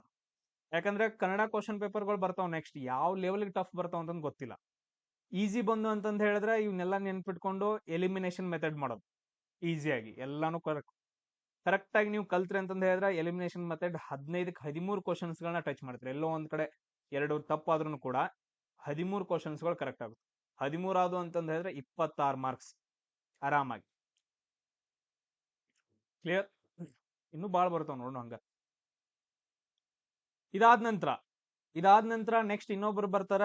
ಯಾರಪ್ಪ ಅಂತಂದ್ ಹೇಳಿದ್ರ ಪ್ರಾರ್ಥನಾ ಸಮಾಜವನ್ನ ಸ್ಥಾಪನೆ ಮಾಡೋದವ್ರು ಆತ್ಮಾರಾಮ್ ಪಾಂಡುರಂಗ ಅಂತಂದ್ ಹೇಳಿ. ಆತ್ಮಾರಾಮ್ ಪಾಂಡುರಂಗ. ಇವ್ರು ಜಾಸ್ತಿ ನೆನ್ಪಿಟ್ಕೋಕ್ ಹೋಗ್ಬೇಡ್ರಿ, ಒಂದೇ ನೆನ್ಪಿಟ್ಕೊಡ್ರಿ. ಆತ್ಮಾರಾಮ್ ಪಾಂಡುರಂಗ ಏನ್ ಮಾಡ್ತಾರ ಅಂತಂದ್ ಹೇಳಿದ್ರ ಪ್ರಾರ್ಥನಾ ಸಮಾಜವನ್ನ ಸ್ಥಾಪನೆ ಮಾಡ್ತಾರ. ಇವನ್ ಇಂಗ್ಲಿಷ್ನಾಗೂ ಇದೇ ವರ್ಡ್ಗಳಪ್ಪ, ಇಂಗ್ಲಿಷ್ನಾಗೂ ಇದೇ ವರ್ಡ್ಸ್ಗಳು. ಆತ್ಮಾರಾಮ್ ಪಾಂಡುರಂಗ ಅವ್ರು ಏನ್ ಮಾಡ್ತಾರ ಅಂತಂದ್ ಹೇಳಿದ್ರೆ ಪ್ರಾರ್ಥನಾ ಸಮಾಜವನ್ನ ಸ್ಥಾಪನೆ ಮಾಡ್ತಾರ. ಇದೇ ಒಂದ್ ಕ್ವಶನ್ ಬರುತ್ತೆ, ಇದನ್ನ ಬಿಟ್ಟು ಬೇರೆ ಕ್ವಶನ್ ಬರಂಗಿಲ್ಲ. ಅದಾದ ನಂತರ ನೆಕ್ಸ್ಟ್ ಇನ್ನೊಬ್ರು ಬರ್ತಾರೆ. ಯಾರಂತಂದ್ ಹೇಳಿದ್ರೆ ಜ್ಯೋತಿ ಬಾಪುಲೆ. ಜ್ಯೋತಿ ಬಾಪುಲೆ. ಅದಾದ ನಂತರ ಅವ್ರ ಹೆಂಡತಿ, ಜ್ಯೋತಿ ಬಾಪುಲೆ. ಅದಾದ ನಂತರ ಅವ್ರ ಹೆಂಡತಿ ಇಂಪಾರ್ಟೆಂಟ್ ಆಗ್ತಾರ. ಸಾವಿತ್ರಿ ಬಾಪುಲೆ ಅಂತಂದ್ ಹೇಳಿ. ಸಾವಿತ್ರಿ ಬಾಪುಲೆ ಇವ್ರ ಬಗ್ಗೆ ಆಲ್ರೆಡಿ ನೀವು ಟೆಸ್ಟ್ ಒಳಗಡೆ ಒಂದ್ ಬರ್ದಿದ್ದೀರ ಅನ್ಸೈತಿ ನೋಡ್ರಿ. ಒಂದು ಟೆಸ್ಟ್ ಒಳಗಡೆ ಈ ಕ್ವಶನ್ ಬಂದೈತೆ ಸಾವಿತ್ರಿ ಬಾಪುಲೆ ಬಗ್ಗೆ. ಯಾರಾದ್ರೂ ಆನ್ಸರ್ ಹೇಳೋರಿದ್ರೆ ಹೇಳ್ರಿ. ಇಲ್ಲಿ ನೋಡ್ರಿ, ಜ್ಯೋತಿ ಬಾಪುಲೆ ಅವ್ರ ಏನ್ ಮಾಡ್ತಾರ ಅಂತಂದ್ ಹೇಳಿದ್ರೆ ಒಂದ್ ಸಮಾಜವನ್ನ ಸ್ಥಾಪನೆ ಮಾಡ್ತಾರ, ಸತ್ಯಶೋಧಕ ಸಮಾಜ ಅಂತಂದ್ ಹೇಳಿ. ಸತ್ಯಶೋಧಕ ಸಮಾಜ ಅಂತಂದ್ ಹೇಳಿ ಸ್ಥಾಪನೆ ಮಾಡ್ತಾರ. ಎಲ್ಲಾನು ಯಾಕೆ ಈ ಸಮಾಜಗಳನ್ನ ಸ್ಥಾಪನೆ ಮಾಡಿದ್ರು ಅಂತಂದ್ ಹೇಳಿ ನಾನು ಲಾಸ್ಟ್ ಹೇಳ್ತೀನಿ ನಿಮ್ಗೆ ಯಾಕೆ ಮಾಡಿದ್ರು ಅಂತಂದೇಳಿ. ಜಸ್ಟ್ ಇವಾಗ ನೆನ್ಪಿಟ್ಕೊಡ್ರಿ. ಸಾವಿತ್ರಿ ಬಾಪುಲೆ ಅವ್ರ ಏನಂತಂದ್ ಹೇಳಿದ್ರೆ okay first teacher. Very good. So first teacher ಯಾರಂತಂದ್ ಹೇಳಿದ್ರೆ ಸಾವಿತ್ರಿ ಬಾಪುಲೆ ಅವರೇ. ಬಟ್ ಅದಕ್ಕಿಂತ ಮುಂಚೆ ಏನಂತಂದ್ ಹೇಳಿದ್ರೆ ಮಹಿಳೆಯರಿಗೆ ಶಿಕ್ಷಣವನ್ನ ಒದಗಿಸೋಕೆ ಒಂದು ಶಾಲೆಯನ್ನ ಸ್ಥಾಪನೆ ಮಾಡ್ತಾರ. ಎಲ್ಲಿ ಅಂತಂದ್ ಹೇಳಿದ್ರೆ ಪುಣೆ ಒಳಗಡೆ ಲೇಡೀಸ್ಗೋಸ್ಕರ ವುಮೆನ್ ಸ್ಕೂಲ್ ಸ್ಥಾಪನೆ ಮಾಡ್ತಾರ, ಮಹಿಳಾ ಶಿಕ್ಷಣಕ್ಕೆ ಶಾಲೆಯನ್ನ. ಸೊ ಇಲ್ಲಿ ನೋಡ್ರಿ, ನಾವು ಸತ್ಯಶೋಧಕ ಸಮಾಜ ಇನ್ನೊಂದ್ಸರಿ ಹೇಳ್ತೇವೆ ನೋಡ್ರಿ. ಜ್ಯೋತಿ ಬಾಪುಲೆ ಮತ್ತು ಸಾವಿತ್ರಿ ಬಾಪುಲೆ ಇವ್ರೇನ್ ಮಾಡ್ತಾರ? ಜ್ಯೋತಿ ಬಾಪುಲೆ ಅವರು ಸತ್ಯಶೋಧಕ ಸಮಾಜವನ್ನ ಸ್ಥಾಪನೆ ಮಾಡ್ತಾರ. ಅವ್ರ ಹೆಂಡತಿ ಸಾವಿತ್ರಿ ಬಾಪುಲೆ ಏನ್ ಮಾಡ್ತಾರ ಅಂತಂದ್ ಹೇಳಿದ್ರ ಅವ್ರ ಮೊದಲನೇ ಟೀಚರು. ಅದಾದ ನಂತರ ಅವ್ರ ಏನ್ ಮಾಡ್ತಾರ ಅಂದ್ರೆ ಒಂದು ಶಾಲೆಯನ್ನ ಓಪನ್ ಮಾಡ್ತಾರ. ಅದು ಕೂಡ ಏನಂತಂದ್ ಹೇಳಿದ್ರೆ ಮಹಿಳೆಯರಿಗೋಸ್ಕರ ಅಷ್ಟೇ, ಹೆಣ್ಮಕ್ಳಿಗೋಸ್ಕರ ಏನಂತಂದ್ ಹೇಳಿದ್ರೆ ಒಂದು ವುಮೆನ್ ಸ್ಕೂಲ್ ಅಂತಂದ್ ಹೇಳಿ ಸ್ಟಾರ್ಟ್ ಮಾಡ್ತಾರ. ಅದು ಕೂಡ ಎಲ್ಲ ಅಂತಂದ್ ಹೇಳಿದ್ರೆ ಪುಣೆ ಒಳಗಡೆ ಈ ಕ್ವಶನ್ ಏನಂತಂದ್ ಹೇಳಿದ್ರೆ ನಾನ್ ಕಂಡಕ್ಟ್ ಮಾಡೋ ಆನ್ಲೈನ್ ಟೆಸ್ಟ್ ಅಲ್ಲೂ ಬಂದೈತೆ. ಅದಾದ ನಂತರ ಬೆಳಗಾವಿ ARO ಕ್ವಶನ್ ಪೇಪರ್ ಅಲ್ಲೂ ಬಂದೈತೆ. ಸೊ ಅದಕ್ಕೆ ಕೇಳಿದ್ದೆ ಯಾರಿಗಾದ್ರೂ ಗೊತ್ತೈತೇನ್ರು ಅಂತಂದ್ ಹೇಳಿ ಈ ಕ್ವಶನ್. ಅದಾದ ನಂತರ ನೆಕ್ಸ್ಟ್ ಬರುತ್ತೆ ಇನ್ನೊಂದ್ ಏನಂತಂದ್ ಹೇಳಿದ್ರೆ ಅಲಿಗರ್ ಚಳುವಳಿ ಅಂತಂದ್ ಹೇಳಿ ಬರುತ್ತೆ. ಅಲಿಗರ್ ಚಳುವಳಿ ನಿಮ್ಮ ಆಪ್ಷನ್ ಅಲ್ಲಿ ನಿಮ್ಗೇನು ಅಲಿಗರ್ ಚಳುವಳಿ ಅಂತಂದ್ ಹೇಳಿ ವರ್ಡ್ ಬಂತಂತಂದ್ ಹೇಳಿದ್ರೆ ನಿಮ್ಮ ಆಪ್ಷನ್ ಒಳಗಡೆ ಯಾರ್ದಾದ್ರೂ ಮುಸ್ಲಿಂ ಹೆಸರಿತ್ತು ಅಂತಂದ್ ಹೇಳಿದ್ರೆ ಅವ್ರದ್ದು ಕರೆಕ್ಟ್ ಆಗಿರೋ ಆನ್ಸರ್ ಆಗಿರುತ್ತೆ. ಎಲ್ರು ಕೊಡ್ತಾರ, ರಾಜಾರಾಮ್ ಮೋಹನ್ ರಾಯು, ಅದಾದ ನಂತರ ನೆಕ್ಸ್ಟ್ ಜ್ಯೋತಿ ಬಾಪುಲ್ ಹಿಂಗಿರುತ್ತೆ. ಯಾರಾದ್ರೂ ಒಬ್ರದ್ದು ಮುಸ್ಲಿಂ ಹೆಸರಿತ್ತು ಅಂತಂದ್ ಹೇಳಿದ್ರೆ ಅಲಿಗರ್ ಚಳವಳಿಯನ್ನ ಅವ್ರು ಸ್ಟಾರ್ಟ್ ಮಾಡ್ತಾರ. ಅವರೇ ಯಾರಂತಂದ್ ಹೇಳಿದ್ರೆ ಸರ್ ಸೈಯದ್ ಅಹಮದ್ ಖಾನ್ ಅಂತ ಹೇಳಿ. ಸರ್ ಸೈಯದ್ ಅಹಮದ್ ಖಾನ್ ಏನಂತಂದ್ ಹೇಳಿದ್ರೆ ಮುಸ್ಲಿಂ ಮಹಿಳೆಯರಿಗೆ ಅವರಿಗೆ ಶಿಕ್ಷಣವನ್ನ ಒದಗಿಸೋಣ ಅಂತಂದ್ ಹೇಳ್ಬಿಟ್ಟು ಅಲಿಗರ್ ಚಳವಳಿಯನ್ನ ಸ್ಟಾರ್ಟ್ ಮಾಡ್ತಾರ. ಮೇನ್ ಪಾಯಿಂಟ್ ಅದು. ಅದಾದ ನಂತರ ನೆಕ್ಸ್ಟ್ ಇನ್ನೊಂದು ಬರುತ್ತೆ ರಾಮಕೃಷ್ಣ ಮಿಷನ್ ಅಂತಂದ್ ಹೇಳ್ಬಿಟ್ಟು. ಇದೆಲ್ರಿಗೂ ಗೊತ್ತು. ರಾಮಕೃಷ್ಣ ಮಿಷನ್ ಅಂತಂದ್ ಹೇಳಿ ಬಂತಂತಂದ್ ಹೇಳಿದ್ರೆ ಸ್ವಾಮಿ ವಿವೇಕಾನಂದರು ಅಂತಂದ್ ಹೇಳಿ. ಸ್ವಾಮಿ ವಿವೇಕಾನಂದರು ಕ್ಲಿಯರ್. ಸ್ವಾಮಿ ವಿವೇಕಾನಂದ್ರ ಏನಂತಂದ್ ಹೇಳಿದ್ರೆ ರಾಮಕೃಷ್ಣ ಮಿಷನ್ ಅನ್ನ ಸ್ಥಾಪನೆ ಮಾಡ್ತಾರ. ಎಲ್ಲಾ ಕಡೆ ಏನಂತಂದ್ ಹೇಳಿದ್ರೆ ಚಳವಳಿಗಳನ್ನ ಮಾಡ್ಕೊಂತ ಹೋಗ್ತಾರ, ಸುಧಾರಣೆಗಳನ್ನ ತಗೊಂಡ್ ಬರ್ತಾರ. ಬಟ್ ಆದ್ರೆ ಇಲ್ಲಿ ಇಂಪಾರ್ಟೆಂಟ್ ನಮ್ಗೆ ಏನಂತಂದ್ ಹೇಳಿದ್ರೆ 1893ರಲ್ಲಿ ಇವರೊಂದು ವಿಶ್ವ ಧರ್ಮ ಸಮ್ಮೇಳನವನ್ನ, ಅಂದ್ರೆ ಒಂದು ದೊಡ್ಡ ಮಹಾಸಭೆ ಅದು ಧರ್ಮಗಳ ಬಗ್ಗೆ, ಆ ಧರ್ಮ ಸಮ್ಮೇಳನವನ್ನ ಸ್ಟಾರ್ಟ್ ಮಾಡ್ತಾರ 1893ರಲ್ಲಿ. ಅದು ಎಲ್ಲಪ್ಪ ಅಂತಂದ್ ಹೇಳಿದ್ರೆ ಚಿಕಾಗೋ ಒಳಗಡೆ ಅಲ್ಲಿ ಹೋಗಿ ಹಿಂದೂ ಧರ್ಮದ ಬಗ್ಗೆ ಒಂದು ಭಾಷಣವನ್ನ ಮಾಡ್ತಾರ. ಸೊ ಇವ್ರೇನ್ ಮಾಡ್ತಾರ ಅಂತಂದ್ ಹೇಳಿದ್ರೆ ಒಂದು ಭಾಷಣವನ್ನ ಮಾಡ್ತಾರ. ಅವೆಲ್ಲ ನಾನ್ ಹೇಳ್ತೀನ್ರೋ, ಯಾವ ಇಯರ್ ಕೇಳ್ತಾರ ಅನ್ನೋದ್ ನಾನು ಹೇಳ್ತೀನಿ. ಆ ಇಯರ್ಸ್ ಗಳಷ್ಟ ನೆನ್ಪಿಟ್ಕೊಡ್ರಿ, ಉಳಿದೆಲ್ಲ ಬೇಡ. ಈಗ ನಾನು ಹೇಳಿದ್ ನೋಡಿ ಇಲ್ಲಿ 1893 ಅಂತಂದ್ ಹೇಳಿ, ಆ ಇಯರ್ ತುಂಬಾ ಇಂಪಾರ್ಟೆಂಟ್. 1829 ಅಂತಂದ್ ಹೇಳಿ ಅದು ಇಂಪಾರ್ಟೆಂಟ್. ನಾ ಹೇಳ್ಕೊಡ್ತೀನಿ, ಆ ಇಯರ್ ಗಳಷ್ಟ ನೆನ್ಪಿಟ್ಕೊಳ್ರಿ, ಉಳಿದೆಲ್ಲ ಬೇಡ, ಸುಮ್ನೆ ಕನ್ಫ್ಯೂಸ್ ಆದೈತಿ. ಲಾಸ್ಟ್ ಇರುತ್ತೆ, ಲಾಸ್ಟ್ ಎಕ್ಸಾಮ್ 2-3 ದಿನ ಇರುವಾಗ ಏನಂತಂದ್ ಹೇಳಿದ್ರೆ ಒಂದಿನ GK ಒಂದಿನ ಸೈನ್ಸ್ ನ ಹೇಳ್ಕೊತ ಹೋಗ್ತೇನೆ ಸುಮ್. ಅವಾಗ ಏನಂತಂದ್ ಹೇಳಿದ್ರೆ ನೋಟ್ ಮಾಡ್ಕೊತ ಹೋಗ್ರಿ, ಸ್ಟೆಪ್ ಬೈ ಸ್ಟೆಪ್ ಹೇಗೆ ಹೇಳ್ಕೊತ ಹೋಗ್ತೀನಿ. ಅವಾಗ ಮೌರ್ಯರ ಆದ ನಂತರ ಗುಪ್ತರಾದ ನಂತರ ನೆಕ್ಸ್ಟ್ ಯಾರು ಬರ್ತಾರ ಅವರೆಲ್ಲ, ಆಮೇಲೆ ನೆಕ್ಸ್ಟ್ ದೆಹಲಿ ಸುಲ್ತಾನ್ರು, ಆಮೇಲೆ ಮೊಘಲ್ರು, ಬ್ರಿಟಿಷರು, ಒಂದೊಂದಾಗಿ ಸ್ಟೆಪ್ ಪ್ರಕಾರ ಹೇಳ್ತೀನಲ್ಲ ಅವಾಗ ಗೊತ್ತಾಗತ್ತೆ. ಇವಾಗ ಜಸ್ಟ್ ನೆನ್ಪಿಟ್ಕೊಡ್ರಿ. ಇದು 1893 ಚಿಕಾಗೋ ಸಮ್ಮೇಳನ ಭಾಷಣ ಮಾಡ್ತಾರ ಧರ್ಮದ ಬಗ್ಗೆ, ಅದು ಒಂದು ಪಾಯಿಂಟ್. ಆಮೇಲೆ ಅವ್ರ ಹುಟ್ಟು ಹಬ್ಬವನ್ನ ಜನವರಿ 12 ನಾವ್ ಏನಂತ ಕರಿತೀವಿ ಅಂತಂದ್ ಹೇಳಿದ್ರೆ ನ್ಯಾಷನಲ್ ಯೂತ್ ಡೇ ಅಂತಂದ್ ಹೇಳಿ ಕರಿತೀವಿ. ಯುವ ದಿನ ಅಂತಂದ್ ಹೇಳ್ತೀವಿ, ರಾಷ್ಟ್ರೀಯ ಯುವ ದಿನ ಅಥವಾ ನ್ಯಾಷನಲ್ ಯೂತ್ ಡೇ ಅಂತಂದ್ ಹೇಳ್ತೀವಿ. ಅಂದ್ರೆ ನಮ್ ದಿನ ನ್ಯಾಷನಲ್ ಯೂತ್ಸ್ ಅದೀವಲ್ಲ ನಾವು, ಹರಿಯೋದು ಏನಂತ ಹೇಳ್ತೀವಿ, ಹರಿಯದ ಹುಡುಗರು, ಯೂತ್ ಡೇ ಅಂತಂದ್ ಹೇಳ್ತೀವಿ. ಆಮೇಲೆ ಇನ್ನೇನ್ ಹೇಳ್ತೀನಲ್ಲ 2 ಪಾಯಿಂಟ್ಸ್ ಗಳು, ಇವು ಬಹಳ ಅಂದ್ರೆ ಬಹಳ ಇಂಪಾರ್ಟೆಂಟ್. ಒಂದ್ ಯಾವ್ದು, ಥಿಯೋಸಾಫಿಕಲ್ ಸೊಸೈಟಿ ಅಂತಂದ್ ಹೇಳಿ ಬರುತ್ತೆ. ಥಿಯೋಸಾಫಿಕಲ್ ಸೊಸೈಟಿ ಅಂತಂದ್ ಹೇಳಿ ಇದು ಬೇರೆ ದೇಶದವ್ರು ಸ್ಥಾಪನೆ ಮಾಡ್ತಾರ. ಬ್ಲಾವಟ್ಸ್ಕಿ ಅಂತಂದ್ ಹೇಳ್ತೀವಿ. ಏನಂತ ಹೇಳ್ತೀವಿ, ಬ್ಲಾವಟ್ಸ್ಕಿ ಅಂಡ್ ಅಲ್ಕಾಟ್. ಇದನ್ನಷ್ಟ ನೆನ್ಪಿಟ್ಕೊಡ್ರಿ, ಬಹಳ ದೊಡ್ಡದೈತೆ ಅವ್ರ ಹೆಸರ. ಬ್ಲಾವಟ್ಸ್ಕಿ ಅಂಡ್ ಅಲ್ಕಾಟ್ ಅಂತಂದ್ ಹೇಳಿ, ಬ್ಲಾವಟ್ಸ್ಕಿ ಹಲ್ಕಟ್, ಆ ತರ ನೆನ್ಪಿಟ್ಕೊಡ್ರಿ. ಬ್ಲಾವಟ್ಸ್ಕಿ ಹಲ್ಕಟ್ ಅಥವಾ ಅಲ್ಕಟ್ ಹೆಂಗ್ ನೆನ್ಪಿಡ ಜಸ್ಟ್ ಹೇಳತ್ತಾನೆ, ಮತ್ ನನಗೆ ಎಲ್ಲರ ಬೈದ್ಗಿದಾರೆ ಮತ್ ಕಮೆಂಟ್ದಾಗ. ಅಲ್ಕಟ್, ನಾನ್ ಅಂತಿರೋದು ಅಲ್ಕಟ್ ಅಂತಂದ್ ಹೇಳಿ, ನಿಮಗೆ ಏನ್ ಕೆಲಸ ಆಯ್ತು ನನಗೆ ಗೊತ್ತಿಲ್ಲ. ಬ್ಲಾವಟ್ಸ್ಕಿ ಮತ್ತು ಅಲ್ಕಟ್ ಅವ್ರ ಏನ್ ಮಾಡ್ತಾರ ಅಂತಂದ್ ಹೇಳಿದ್ರೆ ಥಿಯೋಸಾಫಿಕಲ್ ಸೊಸೈಟಿಯನ್ನ ಸ್ಥಾಪನೆ ಮಾಡ್ತಾರ. ಈ ಪಾಯಿಂಟ್ ನ ನೆನ್ಪಿಟ್ಕೋಬೇಕು. ಇವ್ರಾದ ನಂತರ ಇವ್ರ ಕೆಳಗಡೆ ಯಾರು ಬರ್ತಾರ ಅಂತಂದ್ ಹೇಳಿದ್ರೆ ಆನಿ ಬೆಸೆಂಟ್ ಬರ್ತಾರ. ಇವ್ರ ಬಗ್ಗೆ ಅಂತೂ ಬಹಳ ಇಂಪಾರ್ಟೆಂಟ್.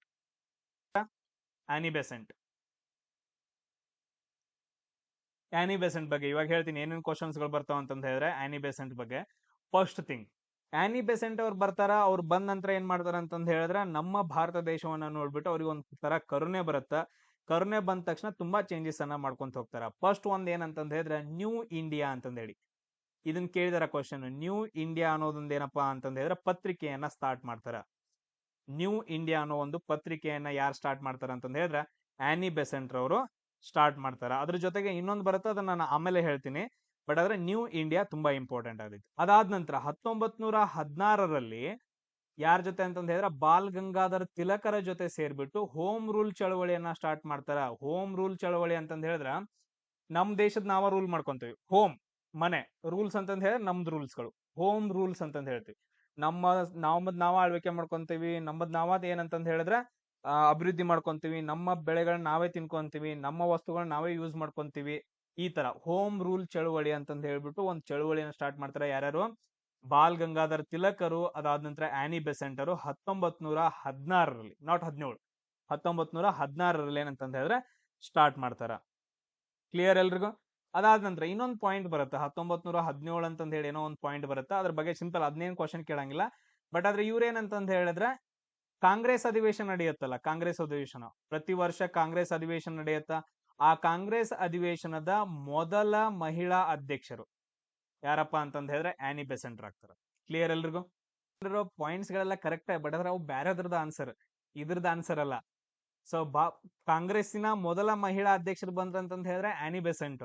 ಬಟ್ ಅದೇ ಭಾರತದ ಮೊದಲ ಅಧ್ಯಕ್ಷರು ಬಂದ್ರಂತಂದ ಹೇಳಿದ್ರೆ, ಭಾರತದವರಾಗಿ ಮೊದಲ ಕಾಂಗ್ರೆಸ್ ಅಧಿವೇಶನದಂತ ಬಂದ್ರು ಅಂತಂದ ಹೇಳಿದ್ರೆ ಸರೋಜಿನಿ ನಾಯ್ಡು. ಯಾರಪ್ಪ ಅಂತಂದ ಹೇಳಿದ್ರೆ ಸರೋಜಿನಿ ನಾಯ್ಡು. ಹಂಗೆ ಇನ್ನೊಂದು ನೆನ್ಪಿಟ್ಕೊಳ್ರಿ, ಇವ್ರ ಬಗ್ಗೆ ಮೊದಲ ಗವರ್ನರ್ ಕೂಡ ಇವರು. ಈಗ ರಾಜ್ಯಗಳನ್ನ ಸೇರ್ಬಿಟ್ಟು ಗವರ್ನರ್ ಮಾಡ್ತಾರೆ, ಇವಾಗ ಗವರ್ನರ್ ಇರ್ತಾರಲ್ಲ ಅಂತ ಮೊದಲ ಗವರ್ನರ್ ಯಾರಂತಂದ ಹೇಳಿದ್ರೆ ರಾಜ್ಯಕ್ಕೆ ಸರೋಜಿನಿ ನಾಯ್ಡು ಅವರು. ಕ್ಲಿಯರ್? ಅದಾದ ನಂತರ ಮೊದಲ ಸಿಎಂ ಯಾರು?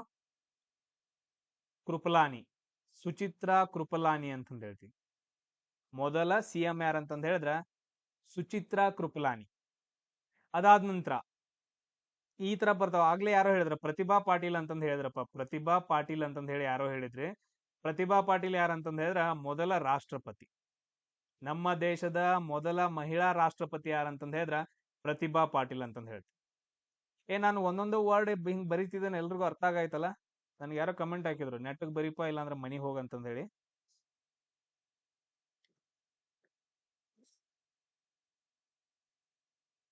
ಎಸ್, ಇಲ್ಲಿ ನೋಡ್ರಿ. ಅದಾದ ನಂತರ ಇನ್ನೊಬ್ರು ಬರ್ತಾರ, ನಮಗ್ ಕೇಳೋ ಕ್ವಶನ್ಸ್ ಗಳು ಏನಂತಂದ್ ಹೇಳಿದ್ರೆ ಕೇರಳದೊಳಗಡೆ ಏನಂತಂದ್ ಹೇಳಿದ್ರೆ ಕೆಲವು ಜನರಿಗೆ ದೇವಾಲಯದಲ್ಲಿ ಎಂಟ್ರಿ ಕೊಡಕ್ಕಾಗಿಲ್ಲ. ನಾವ್ ಹೇಳ್ತೀವಲ್ಲ, ಕೇರಳವನ್ನ ಏನಂತ ಕರಿತೀವಿ ಅಂದ್ರೆ ದೇವರುಗಳ ನಾಡು, ಅಲ್ಲಿ ಟೆಂಪಲ್ಸ್ ಗಳು ಜಾಸ್ತಿ, ದೇವರನ್ನ ಜಾಸ್ತಿ ವರ್ಷಿಪ್ ಮಾಡ್ತಾರಲ್ಲ. ಕೆಲವೊಂದು ಸಮುದಾಯದವ್ರಿಗೆ ಏನಪ್ಪಾ ಅಂತಂದ್ ಹೇಳಿದ್ರೆ ಅಲ್ಲಿ ದೇವಾಲಯದ ಎಂಟ್ರಿನ ಕೊಡಕ್ ಆಗ್ತಿರಂಗಿಲ್ಲ, ಬಿಡ್ತಾನೆ ಇರ್ಲಿಲ್ಲ ಅವ್ರನ್ನ. ಅಂತ ಟೈಮಲ್ಲಿ ಒಂದು ಚಳುವಳಿಯನ್ನ ಮಾಡ್ಬಿಟ್ಟು ಸೊ ದೇವಾಲಯಗಳನ್ನ ಎಂಟ್ರಿ ಮಾಡ್ತಾರ. ಸೊ ಅದಕ್ಕೋಸ್ಕರ ಏನಾಗತ್ತಂತಂದ್ ಹೇಳಿದ್ರೆ ಅಲ್ಲಿ ಚಳುವಳಿಯನ್ನ ಯಾರು ಸ್ಟಾರ್ಟ್ ಮಾಡ್ತಾರ ಅಂತಂದ್ ಹೇಳಿದ್ರ ನಾರಾಯಣ ಅಂತಂದ್ ಹೇಳ್ತೀವಿ. ಯಾರಪ್ಪ ಅಂತಂದ್ ಹೇಳಿದ್ರ ನಾರಾಯಣ ಗುರು ಅಂತಂದ್ ಹೇಳ್ತೀವಿ. ನಾರಾಯಣ ಗುರು. ನೀವು ಇನ್ನೊಂದೇನಂತಂದ್ ಹೇಳಿದ್ರ ಸ್ಟಾಪ್ ಮಾಡಿ ನೋಟ್ಸ್ ಬರ್ಕೋಬೇಕು. ನಾ ಹೆಂಗ್ ಹೇಳ್ತಾನ ಅಷ್ಟು ಸ್ಪೀಡ್ ಬರ್ಕೊಳಕ್ ಹೋಗ್ಬೇಡ್ರಿ. ಈಗ ನಾ ನಿಮ್ಗೆ ಸ್ಲೋ ಹೇಳ್ಕೊಳಕ್ ಹೋದ್ನಿ ಅಂತಂದ್ ಹೇಳಿದ್ರೆ 2 ನಿಮಿಷ ನಾನು ಬರೆಯೋದ್ರಲ್ಲೇ ಹೋಗುತ್ತೆ, ಇಂಟ್ರೆಸ್ಟ್ ಬರಂಗಿಲ್ಲ ಕ್ಲಾಸ್. ಸೊ ಅದಕ್ಕೋಸ್ಕರ ಒಂದೊಂದು ವರ್ಡ್ ಬರಿತಾನೆ, ಅದನ್ನ ಕಾನ್ಸಂಟ್ರೇಟ್ ಇಟ್ಟು ನೀವು ಕೇಳಿ ಬರ್ದ್ರಿ ಅಂತಂದ್ ಹೇಳಿದ್ರೆ ನಿಮಗ ಜಾಸ್ತಿ ಯೂಸ್ ಆಗತ್ತೆ, ನನಗಲ್ಲ. ಶ್ರೀ ನಾರಾಯಣ ಗುರು ಏನ್ ಮಾಡ್ತಾರಂತಂದ್ ಹೇಳಿದ್ರೆ ಸೊ ಎಲ್ಲಾ ದೇವಾಲಯಗಳು ಎಂಟ್ರಿ ಕೊಡಿಸ್ಬೇಕು, ಎಲ್ಲಾ ಸಮುದಾಯದರು ಕೊಡಿಸ್ಬೇಕು ಅಂತಂದ್ ಹೇಳಿ ಒಂದು ಚಳುವಳಿಯನ್ನ ಮಾಡ್ತಾರ. ಅವ್ರು ಕೇರಳದೊಳಗಡೆ. ನಮಗ್ ಕೇಳಿದಾರೆ ಕೇರಳದಲ್ಲಿ ಬರುವಂತಹ ಸಮಾಜ ಸುಧಾರಕರು ಯಾರು ಅಂತಂದ್ ಹೇಳಿ, ಅವ್ರು ಯಾರಂತಂದ್ ಹೇಳಿದ್ರೆ ನಾರಾಯಣ ಗುರು ಅಂತಂದ್ ಹೇಳ್ತೀವಿ. ಅದಾದ ನಂತರ ಇನ್ನೊಂದು ಪರ್ಟಿಕ್ಯುಲರ್ ಆಗಿ ಶಿವ ದೇವಾಲಯ ಅಂತಂದ್ ಹೇಳಿ ಬರುತ್ತೆ. ಅಂದ್ರ ಶಿವಾಲಯ ಅಥವಾ ಶಿವ ದೇವಾಲಯದಲ್ಲಿ ಏನಂತಂದ್ ಹೇಳಿದ್ರೆ ಎಂಟ್ರಿ ಕೊಡಂಗಿಲ್ಲ. ಸೊ ಆ ಟೈಮಲ್ಲಿ 1924ರಲ್ಲಿ ನಾರಾಯಣ ಗುರು ಮತ್ತು ಅವರ ಅನುಯಾಯಿಗಳು ಸೇರ್ಬಿಟ್ಟು ಒಂದು ಚಳುವಳಿಯನ್ನ ಮಾಡ್ತಾರ. ಆ ಚಳುವಳಿ ಹೆಸರು ಏನು ಅಂತಂದ್ ಹೇಳಿ ಕೇಳಿದಾರ, ವೈಕಂ ಚಳುವಳಿ ಅಂತಂದ್ ಹೇಳ್ತೀವಿ. ವೈಕಂ ಸತ್ಯಾಗ್ರಹ ಅಥವಾ ವೈಕಂ ಚಳುವಳಿ ಅಂತಂದ್ ಹೇಳಿ. ಕ್ಲಿಯರ್? ಈ ಚಳುವಳಿ ಒಂದು ಹೆಸರನ್ನ ನೀವೇನಂತಂದ್ ಹೇಳಿದ್ರೆ ನೆನ್ಪಿಟ್ಕೋಬೇಕು. ಈಗ ನಾವು ಇಷ್ಟೊಂದು ಪಾಯಿಂಟ್ಸ್ ಗಳನ್ನೆಲ್ಲ ಮಾತಾಡಿದ್ನಲ್ಲ ನಾನು, ಬ್ರಹ್ಮ ಸಮಾಜ ಆಯ್ತು, ಆತ್ಮೀಯ ಸಮಾಜ ಇದು, ಅದಾದ ನಂತರ ಆತ್ಮೀಯ ಸಭಾ ಮಾಡಿದ್ರು. ಅದಾದ ನಂತರ ನೆಕ್ಸ್ಟ್ ಏನ್ ಮಾಡಿದ್ರು, ಸತ್ಯಶೋಧಕ ಸಮಾಜ, ಪ್ರಾರ್ಥನಾ ಸಮಾಜ, ರಾಮಕೃಷ್ಣ ಮಿಷನ್, ಇವನ್ನೆಲ್ಲ ಮಾಡ್ತಾರೆ. ಎದಕ್ಕಂತಂದ್ ಹೇಳಿದ್ರೆ ನಮ್ಮ ಇಂಡಿಯಾದೊಳಗಡೆ ಅಷ್ಟೊಂದು ಮೂಢ ನಂಬಿಕೆಗಳು ಇರ್ತಾವ, ಜನ ನಂಬುದೇ ಇಲ್ಲ. ನಿಮ್ಗೆ ಎಷ್ಟು ಹಿಂದಿನ ಕಾಲದಲ್ಲಿ ಹೆಂಗಿತ್ತು ಅಂತಂದ್ ಹೇಳಿದ್ರ, ಕೆಲವೊಂದು ಕೆಳವರ್ಗದವರು, ನನ್ನ ಹೆಸರೆಲ್ಲ ತಗೊಳಕ್ ಹೋಗಂಗಿಲ್ಲ, ಕೆಲವೊಂದು ಕೆಳವರ್ಗದವರು ಮೇಲ್ವರ್ಗದವ್ರ ಮನಿಗ್ ಹೋದ್ರು ಅಂತಂದ್ ಹೇಳಿದ್ರ ಅವ್ರಿಗೆ ಊಟ ಮಾಡಕ್ ಪ್ಲೇಟ ಬೇರೆ ಇರ್ತಿದ್ವು, ನೀರ್ ಕುಡಿಯಕ್ ಪ್ಲೇಟ್ಗಳು ಬೇರೆ ಇರ್ತಿದ್ವು, ಚಾ ಕುಡಿಯಕ್ ಪ್ಲೇಟ್ಗಳು ಬೇರೆ ಇರ್ತಿದ್ವು. ಅವ್ರಿಗೆ ಸಪರೇಟ್ ಆಗಿ ತೆಗೆದು ಇಟ್ಬಿಡ್ತಿದ್ರು, ಅವನ್ನೆಲ್ಲ ಹೊರಗಡೆನೆ ಇಡ್ತಿದ್ರು. ಅಂತ ಏನಂತಂದ್ ಹೇಳಿದ್ರೆ ಸಮಾಜ ನಮ್ ಹಿಂದಿನ ಕಾಲದಲ್ಲಿ ಇತ್ತು ಇಷ್ಟೊಂದು. ಅದಾದ ನಂತರ ನೆಕ್ಸ್ಟ್ ಕೆಲವೊಂದ್ ಜನ ಏನಂತಂದ್ ಹೇಳಿದ್ರೆ ಗುಡಿ ಒಳಗಡೆನ ಹೋಗಂಗಿಲ್ಲ, ಗುಡಿ ಹೊರಗ ನಿಂತ್ಕೊಳ್ಳೋದು. ಅದಾದ ನಂತರ ಈ ಗುಡಿಗೆ ಹೋಗುತ್ನಾಗ ಕೆಲವೊಂದ್ ಜನ ಯಾರಾದ್ರೂ ಬಂದ್ರಂತಂದ್ ಹೇಳಿದ್ರೆ ಕೆಳವರ್ಗದ ಅವ್ರು ಮುಟ್ಟೋಂಗಿಲ್ಲ. ಅವ್ರೆಲ್ಲಾದ್ರೂ ಅಪ್ಪಿ ಮುಟ್ಟಿದ್ರ ಅಂತಂದ್ ಹೇಳಿದ್ರೆ ಹೋಗಿ, ಅದು ಹೆಂಗಂತಂದ್ ಹೇಳಿದ್ರೆ ಶುದ್ಧವಾಗಿರೋ ಬಾವಿಯಲ್ಲಿ ಹೋಗ್ಬಿಟ್ಟು ಏನಂತಂದ್ ಹೇಳಿದ್ರೆ ಜಳಕ ಮಾಡೋದು ನೀರ್ ತಗೊಂಡು. ಅದಾದ ನಂತರ ಇನ್ ಕೆಲವೊಂದ್ ಕಡೆ ಏನಂತಂದ್ ಹೇಳಿದ್ರೆ ಬಾವಿ ಇರ್ತಿದ್ವು, ನೀರ್ ಕುಡಿಯಕ್ಕೆಲ್ಲ ಬಾವಿ ಇರ್ತಿದ್ವಲ್ಲ, ಎಲ್ಲಾ ಹಿಂಗೆ ಹಗ್ಗ ಜಗ್ಬಿಟ್ಟು ಇದು ಮಾಡ್ತಿದ್ರು ಹಳೆ ಕಾಲದಲ್ಲಿ. ಅಂತ ಬಾವಿ ಒಳಗಡೆ ಕೆಳವರ್ಗದವರು ನೀರ್ ಕೂಡ ತುಂಬ್ಕೊಳಂಗಿಲ್ಲ, ಅವ್ರು ನೀರ ಕುಡಿಯಂಗಿಲ್ಲ, ಸತ್ತ ಹೋಗ್ಬೇಕು. ಮತ್ತೆ ಎಲ್ಲಿಯೂ ನೀರ್ ಕುಡಿಯೋ ಎಲ್ಲಾ ಬಾವಿಗಳಿಗೆ ಹಿಂಗೆಲ್ಲಾ ಮಾಡಿದ್ರ ಅಂತಂದ ಹೇಳಿದ್ರ. ಸೊ ಇಂತ ಒಂದ್ ಏನಂತಂದ ಹೇಳಿದ್ರೆ ಹಿಂಸಾಚಾರ ಅಥವಾ ಹಿಂಸಾತ್ಮಕ ಆಗಿರೋದು ಇಂತ ಎಲ್ಲಾ ನೋಡ್ಬಿಟ್ಟು ಏನ್ ಮಾಡ್ತಾರ ಅಂತಂದ್ ಹೇಳಿದ್ರ ಎಸ್ ಇನ್ನೂ ಒಂದೊಂದ್ ಕಡೆ ಇದೆ. ಬಿಹಾರು, ಯು ಪಿ, ಅದಾದಂದ್ರೆ ನಮ್ಮ ಇಂಡಿಯಾದಲ್ಲೂ, ನಮ್ಮ ಕರ್ನಾಟಕದಲ್ಲಿ ಕೆಲವೊಂದ್ ಕಡೆ, ಎಲ್ಲಾ ಕಡೆ ಇದಾವ, ಇನ್ನೂ ಇದಾವ. ಇನ್ನು ಕೆಲವೊಂದ್ ಜನ ಅಂತಂದ್ ಹೇಳಿದ್ರೆ ಆ ಮದ ಇಟ್ಕೊಂಡಿದಾರೆ ತಿಲ್ಲಾಗ, ಬಿಡಂಗಿಲ್ಲ ಅದನ್ನ. ಎಷ್ಟ್ ಹೇಳಿದನ್ ಕೂಡ ಜನ ಚೇಂಜ್ ಆಗಂಗಿಲ್ಲ. ಸೊ ಏನಂತಂದ್ ಹೇಳಿದ್ರೆ ಈ ತರ ಥಿಂಗ್ಸ್ ಗಳು ಇರ್ತಾವಲ್ಲ, ಈಗ ಹೆಂಗಾದ್ರೂ ಮಾಡಿ ಚೇಂಜಸ್ ಮಾಡ್ಬೇಕಲ್ಲ. ಈಗ ಊರಾಗ ಒಬ್ಬ ಏನಂತಂದ್ ಹೇಳಿದ್ರೆ ತುಂಬಾ ಒಳ್ಳೆ ಒಬ್ಬ ವ್ಯಕ್ತಿ ಇರ್ತಾನ, ಅದನ್ನ ನೋಡಿ ಅವಂಗ ತ್ರಾಸಾಗಿ ಪ್ರಾಬ್ಲಮ್ಸ್ ಗಳಾಗಿ ಯಾರಿಗ್ ಹೇಳ್ಕೊಳಕ್ ಆಗದ ಅವ ಏನ್ ಮಾಡ್ತಾನ ಅಂತಂದ್ ಹೇಳಿದ್ರೆ ಒಂದ್ ಚಳುವಳಿಗಳನ್ನ ಮಾಡ್ತಾರ. ಸೊ ಅವಾಗ ಏನಂತಂದ್ ಹೇಳಿದ್ರೆ ಈ ತರ ಆತ್ಮೀಯ ಸಭಾ ಇಂಥವ್ ಏನಂತಂದ್ ಹೇಳಿದ್ರೆ ರಚನೆ ಆಗ್ತಾವ. ಇಂಥ ಮೂಢನಂಬಿಕೆಗಳನ್ನ, ಸಂಪ್ರದಾಯಗಳನ್ನ, ಪದ್ಧತಿಗಳನ್ನ ಏನ್ ಮಾಡ್ತಾರ ಅಂತಂದ್ ಹೇಳಿದ್ರೆ ನಮ್ಮ ಇಂಡಿಯಾದಲ್ಲಿ ಕಮ್ಮಿ ಮಾಡ್ಕೊಂತ ಬರ್ತಾರ. ಅದಕ್ಕೋಸ್ಕರ ಈ ಸಮಾಜ ಸುಧಾರಣೆಗಳು, ಧಾರ್ಮಿಕ ಚಳುವಳಿಗಳು ಉಂಟಾಗ್ತಾವ. ಯಾರ್ಯಾರಿಂದ ಒಂದ್ಸರಿ ಹೇಳ್ಬಿಡ್ರಿ. ಯಾರ್ಯಾರು? ರಾಜಾರಾಮ್ ಮೋಹನ್ ರಾಯು, ಅದಾದ ನಂತರ ನೆಕ್ಸ್ಟ್ ದೇವೇಂದ್ರನಾಥ್ ಟಾಗೋರು, ಅವ್ರ ಬಗ್ಗೆ ನಾನು ಹೇಳಿಲ್ಲ. ಗೋವಿಂದ್ ರಾನಡೆ ಅಂತಂದ್ ಹೇಳಿ ಬರ್ತಾರ. ಗೋವಿಂದ್ ರಾನಡೆ ನೆನ್ಪಿಟ್ಕೊಡ್ರಿ. ಗೋವಿಂದ್ ರಾನಡೆ ಅಂತಂದ್ ಹೇಳಿ ಬರ್ತಾರ. ಇವ್ರು ಯಾಕೆ ಇಂಪಾರ್ಟೆಂಟ್ ಅಂತಂದ್ ಹೇಳಿದ್ರೆ, ಗೋವಿಂದ್ ರಾನಡೆ ವಿಧವೆಯರ ಪುನರ್ವಿವಾಹ ಅಂತಂದ್ ಹೇಳ್ತಾರ. ಈಗ ಗಂಡ ಸತ್ತ ವಿಧವೆ ಆಗಿರ್ತಾರ, ಸೊ ಅವ್ರನ್ನ ತುಂಬಾ ಹೀನವಾಗಿ ನೋಡ್ತಿರ್ತಾರ ಆ ಟೈಮಲ್ಲಿ. ಸೊ ಅವ್ರನ್ನ ಏನಂತಂದ್ ಹೇಳಿದ್ರೆ ಮರು ಮದುವೆ ಆಗ್ರಿ, ವಿಧವಾ ಪುನರ್ವಿವಾಹಕ್ಕೆ ಏನಂತಂದ್ ಹೇಳಿದ್ರೆ ಬೆಂಬಲ ನೀಡ್ತಾರ ಗೋವಿಂದ್ ರಾನಡೆ ಅವರು. ಇದೊಂದು ಪಾಯಿಂಟ್. ಅದಾದ ನಂತರ ಮತ್ತಾರ ಸರ್, ಜ್ಯೋತಿ ಬಾಪುಲೆ ಆಗಿರ್ಬೋದು, ಆತ್ಮಾರಾಮ್ ಪಾಂಡುರಂಗ ಆಗಿರ್ಬೋದು, ಸ್ವಾಮಿ ವಿವೇಕಾನಂದ, ರಾಮಕೃಷ್ಣ ಹಂಸರು, ಇವರೆಲ್ಲ ಏನಂತಂದ್ ಹೇಳಿದ್ರೆ ತುಂಬಾ ಇಂಪಾರ್ಟೆಂಟ್ ಆಗ್ತಾರ. ಇವರೆಲ್ಲ ಧಾರ್ಮಿಕ ಚಳುವಳಿಗಳನ್ನ ಮಾಡ್ತಾರೆ. ಇಷ್ಟು ಪಾಯಿಂಟ್ಸ್ ಗಳು ಇಲ್ಲಿ ತುಂಬಾ ಇಂಪಾರ್ಟೆಂಟ್. ಕ್ಲಿಯರ್ ಎಲ್ರಿಗೂ? ಇನ್ನೊಂದು ಪಾಯಿಂಟ್ ಬರ್ತೈತೆ, ಪ್ರಧಾನಮಂತ್ರಿ. ಮೊದಲ ಮಹಿಳಾ ಪ್ರಧಾನಮಂತ್ರಿ ಯಾರು? ಇಂದಿರಾ ಗಾಂಧಿ. ಮೊದಲ ಮಹಿಳಾ ಪ್ರಧಾನಮಂತ್ರಿ ಯಾರಂತಂದ್ ಹೇಳಿದ್ರೆ ಇಂದಿರಾ ಗಾಂಧಿ. ಮೊದಲ ರಾಷ್ಟ್ರಪತಿ ಯಾರಂತಂದ್ ಹೇಳಿದ್ರೆ ಪ್ರತಿಭಾ ಪಾಟೀಲ್, ನಾವ್ ಆಗ್ಲೇ ಹೇಳಿದ್ವಲ್ಲ. ಅದಾದ ನಂತರ ನೆಕ್ಸ್ಟ್ ಮೊದಲ ಗವರ್ನರ್, ಗವರ್ನರ್ ಅಂತಂದ್ ಹೇಳಿದ್ರೆ ರಾಜ್ಯಪಾಲರು, ಸರೋಜಿನಿ ನಾಯ್ಡು. ಅದಾದ ನಂತರ ಮೊದಲ ಸಿಎಂ, ಮುಖ್ಯಮಂತ್ರಿ ಯಾರಂತಂದ್ ಹೇಳಿದ್ರೆ ಸುಚಿತ್ರಾ ಕೃಪಲಾನಿ. ಈ ಪಾಯಿಂಟ್ಸ್ ಗಳನ್ನ ನೀವು ಯಾವಾಗ್ಲೂ ನೆನ್ಪಿಟ್ಕೋಬೇಕು, ಯಾಕಂತಂದ್ ಹೇಳಿದ್ರ ಬಂದ್ಬಿಡ್ತಾವ ಕ್ವಶನ್ಸ್ಗಳು. ನಿಮ್ ಡೇ ಟು ಡೇ ಲೈಫ್ ಎಲ್ಲ ಮನೇಲಿ ಇರ್ತಾವ. ಈಗ ನಾನು ಹೇಳ್ತೀನಿ, ಸರ್ ನಾವು ಉಸಿರಾಟ ಮಾಡತ್ತೇನ್ರಿ, ನಾನು ಒಳಗ್ ತೊಗೊಳಕ್ ಆಕ್ಸಿಜನ್ ತಗೋತೇನ್ರಿ, ಹೊರಗ್ ಬಿಡೋತ್ನಾಗ ಇಂಗಾಲ ಡೈಆಕ್ಸೈಡ್ ಬಿಡ್ತೇನ್ರಿ. ಇದು ಒಂದ್. ಓಕೆ. ಸೆಕೆಂಡ್ ಏನಂತಂದ್ ಹೇಳಿದ್ರೆ, ಸರ್ ನಾವು ನಮ್ದು ಏನಂತಂದ್ ಹೇಳಿದ್ರೆ ಒಂದ್ ಹಳಿ ಗಾಡಿ ಇತ್ರಿ, ಅದ್ನೇನಂತಂದ್ ಹೇಳಿದ್ರೆ ಒಂದ್ 5-6 ವರ್ಷದಿಂದ ಯೂಸ್ ಮಾಡಿಲ್ರಿ. ಹಳಿ ಗಾಡಿ ಬೇಡ, ಸೈಕಲ್ ತಗೊಳ್ಳೋಣ. ಒಂದ್ ಹಳೆ ಸೈಕಲ್ ಇತ್ರಿ, ಒಂದ್ 5-6 ವರ್ಷದಿಂದ ಹೊರಗೆ ಇಟ್ಟಿದವ್ರ ಅದನ್ನ. ಅದೆಲ್ಲ ಫುಲ್ ಏನಂತಂದ್ರೆ ಜಂಗ್ ಹತ್ತಿತ್ರಿ. ಜಂಗ್ ಅಂತ ಹೇಳ್ತೀವಲ್ಲ, ಜಂಗ್ ಅಂತಂದ್ ಹೇಳಿದ್ರೆ ನಾವು ನಮ್ಮ ಸೈನ್ಸ್ ಭಾಷೆ ಒಳಗಡೆ ಅಥವಾ ಇಂಗ್ಲಿಷ್ ನಲ್ಲಿ ಏನಂತ ಹೇಳ್ತೀವಿ,